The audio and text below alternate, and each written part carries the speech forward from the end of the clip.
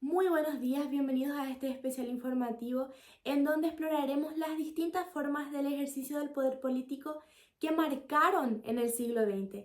Acompáñenme a este recorrido por un siglo lleno de formaciones políticas. Como bien sabemos, en el siglo XX, las formas del ejercicio del poder político evolucionaron de manera significativa debido a cambios sociales, tecnológicos y económicos en este periodo. A continuación les estaré hablando sobre las diferentes formas del ejercicio del poder político durante este periodo.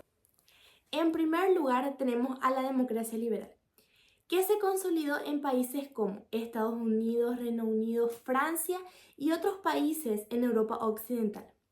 La misma se basa en el sufragio universal, la división de poderes y los derechos individuales. Por ejemplo, Estados Unidos fue un líder en el modelo de la democracia liberal, con un sistema de elecciones periódicas, separación de poderes y derechos garantizados constitucionalmente. A continuación les estaré hablando sobre el totalitarismo. Los regímenes totalitarios eran quienes controlaban la vida pública y privada de las personas. Los partidos políticos eran únicos, la propaganda masiva y la represión de la disidencia fueron elementos comunes. Por ejemplo, la Alemania nazi bajo Adolf Hitler y la Unión Soviética bajo Stalin son dos ejemplos clásicos. Estos regímenes utilizaron el terror y el control absoluto para dirigir a sus sociedades.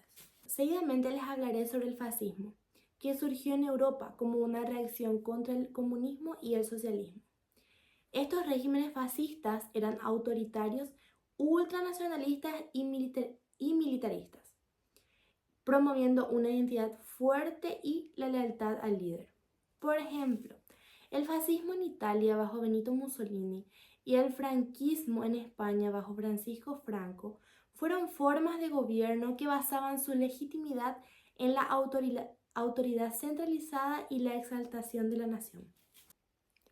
Muy interesantes las informaciones, ¿no? Yo creo que volvemos después de un pequeño corte comercial.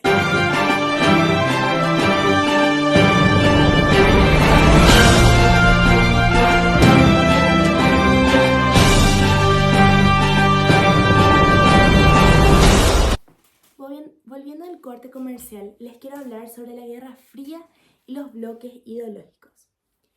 ¿Ustedes sabían que la rivalidad entre el bloque capitalista liderado por Estados Unidos y el bloque comunista liderado por la Unión Soviética definió gran parte de la política internacional en el siglo XX? Los conflictos indirectos, guerras de proxy, así se le llamaba, y la política de contención marcaron esta etapa.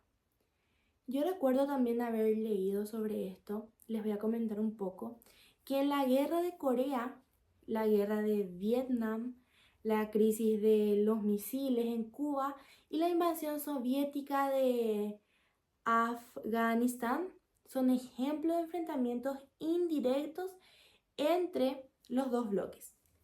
A continuación les estaré hablando sobre el comunismo, que buscaba la creación de una sociedad sin clase a través de la abolición de la propiedad privada y la centralización de los medios de producción. El Partido Comunista controlaba el Estado y no permitía la oposición política. Por ejemplo, la Revolución Rusa de 1917 llevó al establecimiento de la Unión Soviética, que sirvió como modelo para otros regímenes comunistas en Europa del Este, China y Cuba. Es momento de hablarles sobre el populismo, que es un movimiento que afirma representar la voluntad del pueblo, en oposición a las élites políticas y económicas. A menudo las mismas tienen un líder súper carismático que moviliza a las masas en torno a una sola causa. Yo recuerdo haber leído cuando en Argentina fue liderado por Juan Domingo Perón, quien fue un ejemplo destacado del populismo en el siglo XX. También hubo movimientos populistas en otras partes de América Latina y Europa. Cerrando un poco con este bloque, les quiero hablar sobre los movimientos de derechos civiles y el sufragio universal. En la segunda mitad del siglo XX hubo movimientos masivos en muchas partes del mundo debido a que luchaban por la igualdad de derechos, el fin del racismo y la expansión del sufragio. Por ejemplo, el movimiento por los derechos civiles en Estados Unidos, liderado por Martin Luther King Jr., buscó terminar con la segregación racial. Al mismo tiempo, en Sudáfrica, Nelson Mandela lideró la lucha contra la apartheid. Es momento de hablarles sobre unos representantes de las diferentes formas del ejercicio del poder político en el siglo XX, como Rafael Leónidas Trujillo, Lázaro Cárdenas del Río, también está Juan Domingo Perón, Getúlio Vargas y por último Augusto Pinochet. Rafael Leónidas Trujillo nació el 24 de octubre de 1891 y falleció el 30 de marzo de 1961. Fue un militar político dominicano, dictador del país como generalísimo del ejército que gobernó desde 1930 hasta su asesinato en 1961. Conocido como el Jefe, su tiranía históricamente conocida como la Era de Trujillo, es considerada como una de las más sangrientas del siglo XX. Trujillo prestó especial atención a mejorar las Fuerzas Armadas. El personal militar recibió generosa paga y beneficios bajo su gobierno, y amplió sus filas, así como los inventarios de equipo. Trujillo mantuvo el control sobre el cuerpo de oficiales a través del miedo, el clientelismo y la frecuente rotación de tareas que inhibió el desarrollo de sus seguidores personales. Lázaro Cárdenas del Río nació el 21 de mayo de 1895 y falleció el 19 de octubre de 1970. Fue un general y estadista mexicano, presidente de México del 1 de diciembre de 1934 al 30 de noviembre de 1940. Se destacó, entre otras acciones de gobierno, por la reforma agraria y la creación de los ejidos en el sector agropecuario mexicano, por la nacionalización de los recursos del subsuelo, en especial del petróleo, y por haber brindado asilo político a los exiliados españoles durante la Guerra Civil, así como por haber consolidado las bases del funcionamiento del Partido Nacional Revolucionario y su proceso evolutivo, mediante la incorporación de las grandes centrales obreras hacia el Partido de la Revolución Mexicana, antecedentes del Partido Revolucionario Institucional. Juan Domingo Perón, militar y político argentino que dominó la escena política argentina durante casi 30 años. Intervino en el golpe que derribó al presidente Castillo en 1943 e inició su carrera política como secretario del Departamento Nacional del Trabajo, que en 1944 transformó en Secretaría de Trabajo y Prevención. Encarcelado en 1945 y librado merced a la movilización popular del 17 de octubre, Perón ocupó los cargos del ministro de Guerra y de vicepresidente. Acompañado por el doctor Hortensio Quijano, ganó las elecciones presidenciales para el periodo 1946-1952. En 1947 se organizó el Partido Peronista, de rígida verticalidad y sólida disciplina. Perón encontró un país cuyas condiciones económicas eran favorables para su desarrollo y contó asimismo con el apoyo de la Confederación General del Trabajo.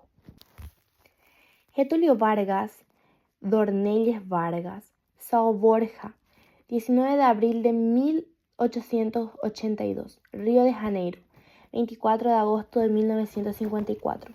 Fue un político brasileño, 4 veces presidente de la República, 1930-1934 en el gobierno provisorio, 1934-1937 en el gobierno constitucional, 1937-1945 en el Estado Novo, 1951-1954 presidente electo por voto directo. Getúlio Vargas fue probablemente el más importante y polémico político brasileño del siglo XX, siendo que su influencia se extiende hasta hoy día.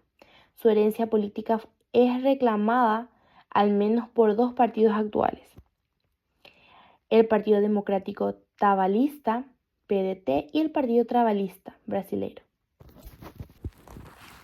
Augusto José Ramón Pinochet Ugarte fue designado comandante en jefe del Ejército de Chile el 23 de agosto de 1973.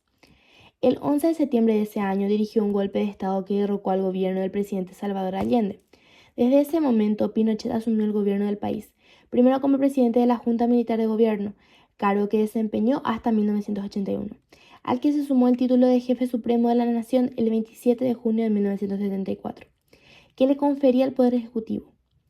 El 16 de diciembre del mismo año asumió el cargo del presidente de la República, que sería ratificado al plebiscitarse y promulgarse la Constitución de 1980. Su gobierno terminaría tras su derrota en el plebiscito nacional de 1988 y posterior sustitución por la demócrata cristiano Patricio Aylwin el 11 de marzo de 1990. Pinochet se mantendría como comandante en jefe del ejército hasta el 10 de marzo de 1998 y al día siguiente asumiría el cargo de senador vitalicio, que ejercía efectivamente por un par de meses.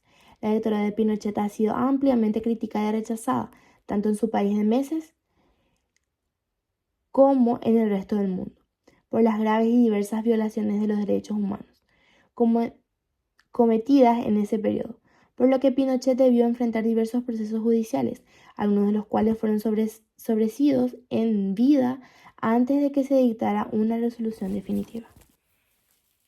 Espero que esta edición sobre las diferentes formas del ejercicio del poder político del siglo XX haya sido de gran utilidad para cada uno de ustedes y haya nutrido más sus saberes. Les espero y nos vemos hasta otra edición de Mica Calle Noticias. Hasta luego.